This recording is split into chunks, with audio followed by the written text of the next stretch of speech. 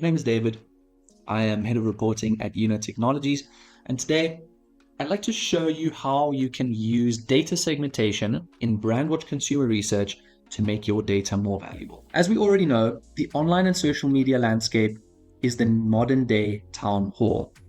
It's where people go to share their opinions, share their reviews, their interests, and of course also to share their unsolicited complaints. It's where the great debates of our time take place, and it's where people criticize said great debates in subthreads. Consequently, it is imperative for all brands and organizations to track their resonance and impact in this space. Brandwatch Consumer Research is an incredible tool. I would even argue it's the best in its breed that helps us to do precisely that. In simple terms, Brandwatch helps us collect, organize, manage, and analyze online and social media mentions pertaining to a specific topic. A specific topic can be a brand, it can be a person, an organization, a theme, or whatever else your imagination can muster. Today, however, I want to take it a step further than just gathering mentions, because collecting and housing mentions of your brand is one thing.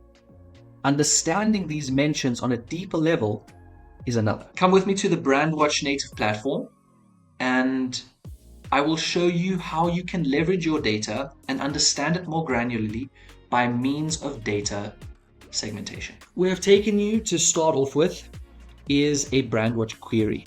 Essentially, this is what we use to gather and collect the mentions within the online and social media landscape.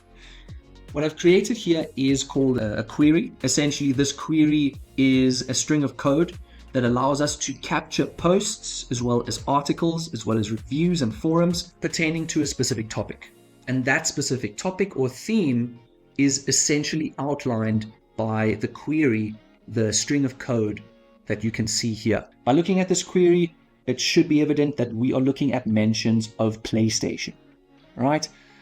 The query is quite extensive and comprehensive so that it captures all kinds of mentions of PlayStation in all of its forms. By looking at this query in the top right over here, we can see that this query alone has gathered over 3 million mentions in the last 30 days. So what we've done at this stage essentially is to gather and collect those mentions about the brand PlayStation. To take it a step further, however, I want to see more than just the entire conversation within the online and social media landscape. In order to make this data more valuable and understand it more granularly, I'd like to break down this data into different conversations. I'd like to understand how consumers are speaking about the brand and potentially what they are saying. And how we can do that is with data segmentation. What you now have on your screen is a section of Brandwatch called categories, specifically under the helmet of data segmentation.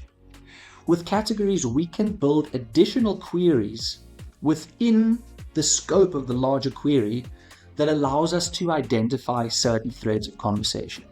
Now, what kind of categories we build and how we put together that string of Boolean is completely up to us.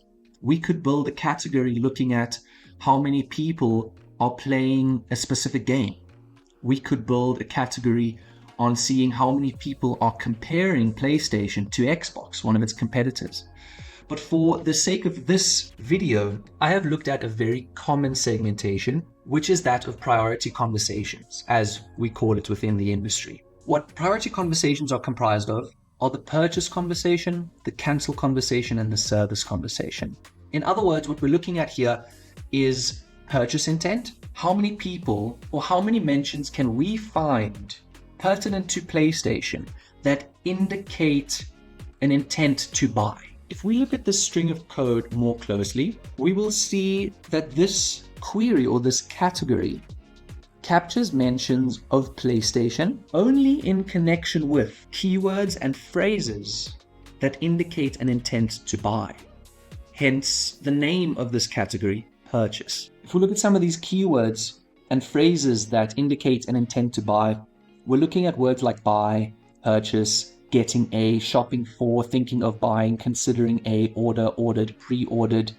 These all indicate that the consumer or the author of the post either purchased or is interested in purchasing something in connection with PlayStation, thereby constituting the post a purchase mention. If we move on to the second category, cancel, we'll notice a similar structure of the Boolean, just instead of keywords describing the intent to buy, we have included keywords and phrases describing the intent to leave or unsubscribe or terminate. So here, for example, we again are looking at mentions of PlayStation and spelling variations thereof in connection with keywords and phrases that indicate the intent to leave the brand.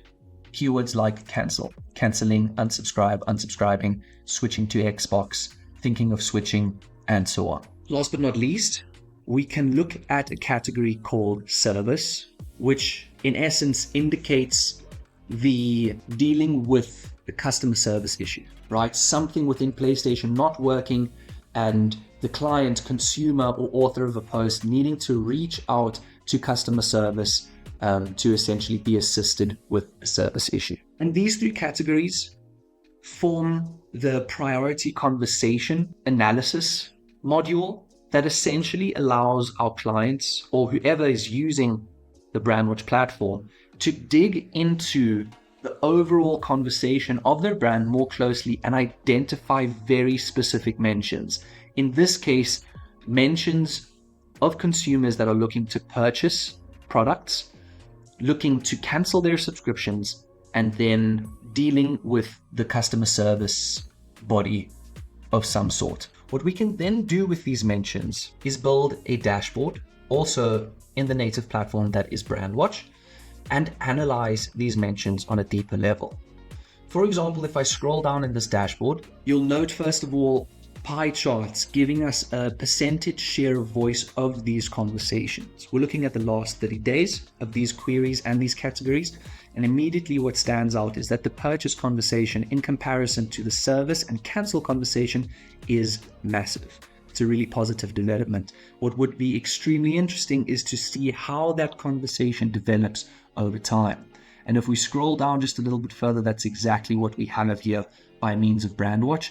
We can see from January to May how these three conversations, namely purchase, cancel, and service, have developed over time. We can see purchase has stayed the front runner for the majority of the year, with service mentions peaking in select moments such as late February and early May, and cancel mentions staying rather timid over the first 2 quarters of the year. What would be even more interesting now is to dive into these service peaks to understand what generated these conversations, who generated these conversations, and what were these conversations about. And that is where we find the value of data, breaking it down into smaller pools, identifying or titling these pools with certain themes and categories, and then being able to dive into those mentions as granularly as possible and understand their deeper context. Like the end of a Breaking Bad episode,